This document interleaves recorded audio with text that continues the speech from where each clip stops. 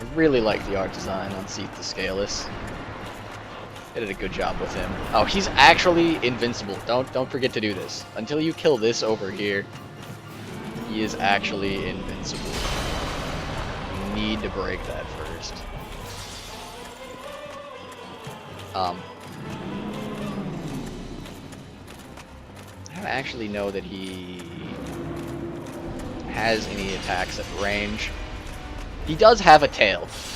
He's actually got 3 tails. And therefore, of course, the giant... The tail that's a giant pain in the ass to get to is the tail that you need to kill in order to get a weapon off of him. I don't think I'm going to do that. It's a weapon with really high intelligence scaling. It's like a great sword with high intelligence scaling, so I think it requires both more intelligence and more strength than we have. And it's only really fantastic if you have high intelligence, because you're also going sorcerer. So a lot of times, like, people will build builds around this weapon, and if you want it, you need to get around him, and probably get around him by like baiting an attack. You can see you can't really just chase him down. So if you bait an attack, you can get around to his tail, and otherwise you can't. Like, I have no objection to attacking his tail. Actually, that might be exactly what I do. I might just keep doing that. That worked really well. Just in terms of dealing damage to him, you know?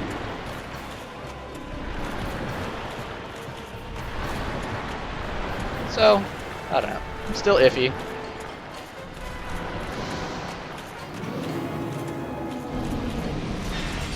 Oh, alright.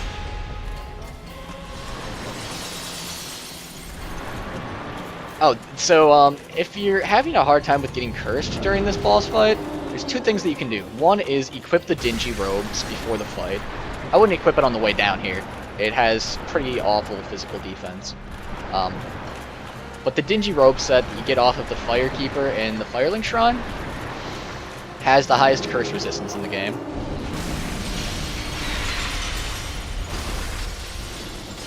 Oh, he's gonna swat me with his tail. Holy cow.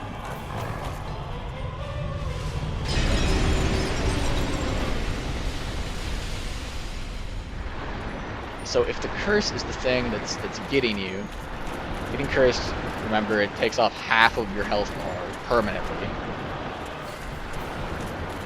Then equip the dingy robes.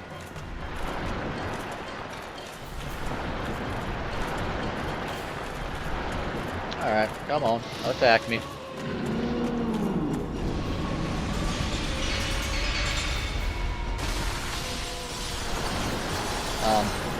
People complain a lot about getting this tail. I can see why, because it's certainly got like a huge hit, like, health bar. But at the same time, it seems like it's at least large and slow relative to most tails. So it's a little bit easier to get to.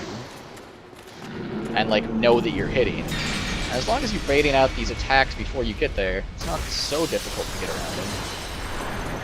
It also can hit you for pretty huge damage, but... Oh! Alright then.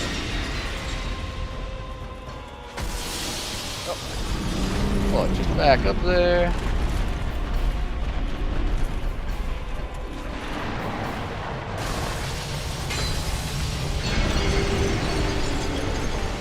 Oh man, oh man, oh man. Damn it, taking so much damage. Shit. I didn't get cursed.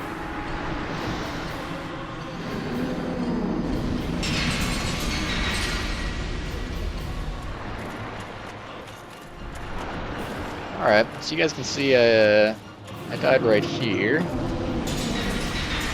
I really got lucky on glitching through that tail there. He's gonna start swatting around with his tail. Yeah, there we go. You actually do have to, before you can hurt him, you need to break this crystal each time. Normally it's not behind him. Normally it's like where you spawn behind you. I guess maybe that's just not the case every time. You can break his tail off to get a weapon. It's a great sword that scales pretty damn well with intelligence. Scaling in this game right now, like, the developers have pretty much admitted that they're going to buff it, that they think it's not where it should be right now. I still have my Covetous Gold Serpent's Ring equipped. That's silly. That's really not good.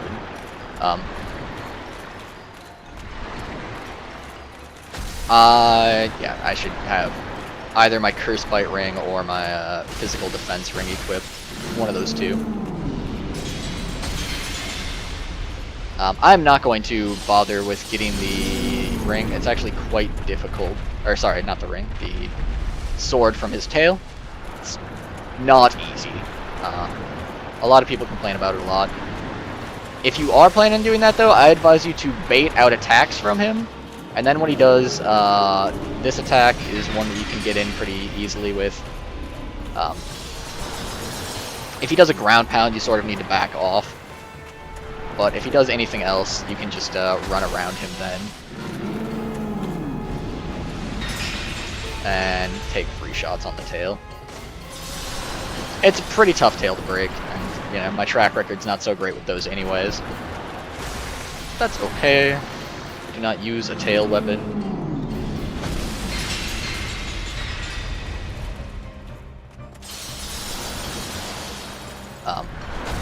The strategy that I'm using is pretty actually similar to the one that I would use to get the tail too, only I'm just attacking the front tail.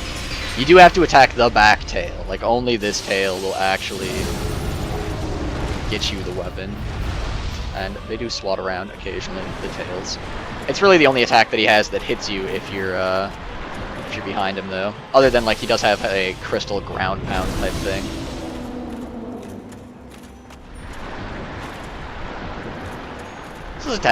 This fight is, once you know the different attacks that he can do, not the most difficult fight in the game, for sure.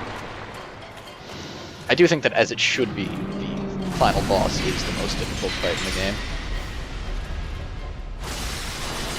I'm using a lot of fierce attacks because of the increase in range.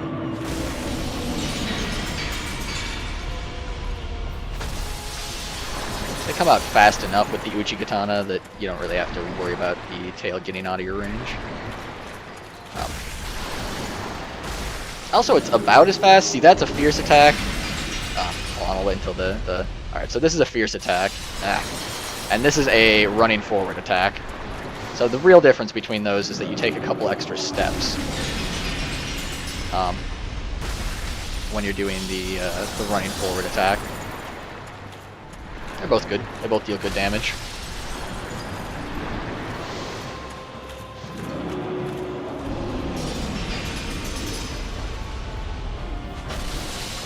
Oh, shit. Swats me around. As long as you don't end up getting, like, knocked into a second tail there, you should be okay through it. Oh, jeez, that's no good. Gotta roll out of that. And now he's swatting around with the tails. Okay, he actually hit me from behind there. That was bad. Make sure you just keep your health topped off. For God's sakes, don't, like, you know, this little tiny bit that I'm missing here, that's fine. But don't go running there half health. One hit here! Yeah! Felt like kind of an inevitability there, but he can kill you. He can kill you really fast. I promise you. And down goes Seath. And, as usual, as is the tradition with bosses, they leave behind a bonfire for you to light and use.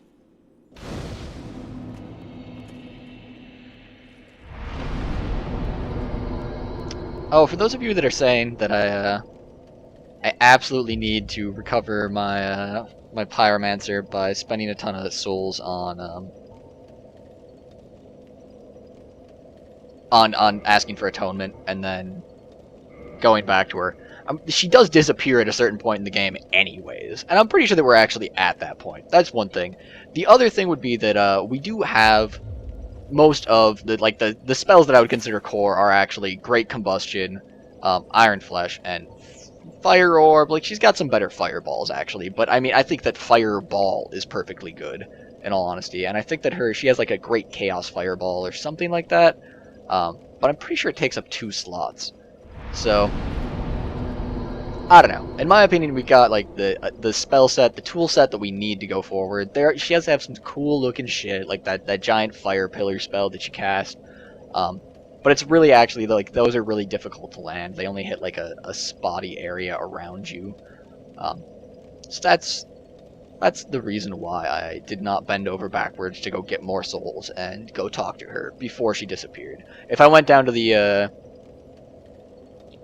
down there right now, she would be gone, and also the pyromancer that I sent down there from Firelink Shrine, when I didn't quite hear the dialogue and answered yes, you want to answer no there, because he goes down to find her, and he gets turned into a hollow on his way. Anyways, we are on to Firelink Shrine.